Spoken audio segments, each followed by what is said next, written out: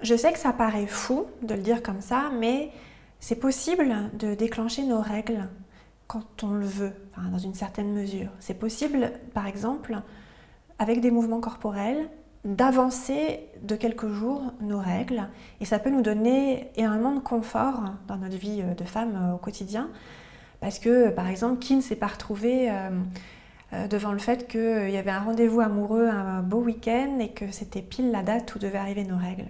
Et c'est tellement agréable de pouvoir avoir une marge de manœuvre, ou bien ça peut être aussi un moment d'examen ou toute autre chose, où on se dit ça serait tellement mieux si mes règles arrivaient juste avant. Et c'est possible avec la pratique corporelle, avec certains mouvements, notamment des mobilisations du bassin et de la colonne vertébrale. Partant de là, c'est possible aussi, du coup, de se servir de cette possibilité de déclencher nos règles plus tôt comme un soutien à la contraception. Ça paraît fou, mais on a cette possibilité-là avec notre propre corps, juste avec notre propre corps. Je sais que c'est dingue, mais c'est vrai, c'est vraiment intéressant de l'expérimenter. Alors, c'est pas, quand on veut vraiment l'utiliser en soutien contraceptif, c'est sûr que ça demande des prérequis au niveau de la connaissance de son corps et au niveau de notre autonomie dans la pratique du corps. Mais rien ne nous empêche d'en faire l'expérience, au moins une fois. Sentir qu'on a cette possibilité-là, l'expérimenter, la vivre, même si c'est qu'une fois. Parce que ça remet en question plein de choses par rapport à tout ce qu'on a internalisé comme croyance au sujet de notre soumission face à notre corps, soumission face à la nature, soumission face à la puissance de la fertilité, la puissance du biologique.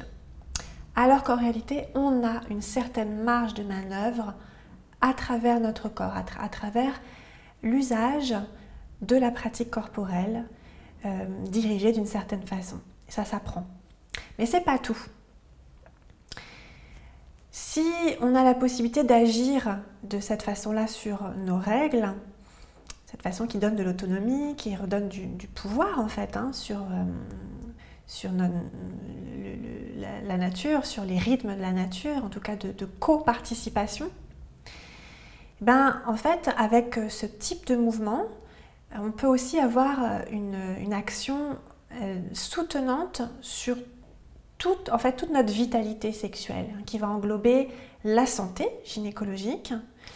On peut avoir une action de prévention, de prévention, de stimulation, de renforcement et même dans une certaine mesure de participation aux soins, d'auto-soins, toute la démarche du self-help avec ces mouvements-là.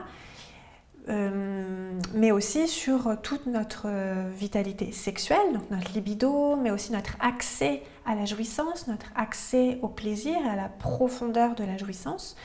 Ça fait partie de la sphère d'action de ces mouvements, ces pratiques corporelles qui sont centrées sur la mobilisation du bassin, sur la mobilisation de la colonne vertébrale, qui sont centrées sur la stimulation des vertèbres qui vont des lombaires jusqu'au coccyx et sur la dynamisation, l'assouplissement et la tonification de toute la musculature pelvienne et du bassin et du bas du corps, qu'on va appeler aussi tous les muscles de l'ancrage.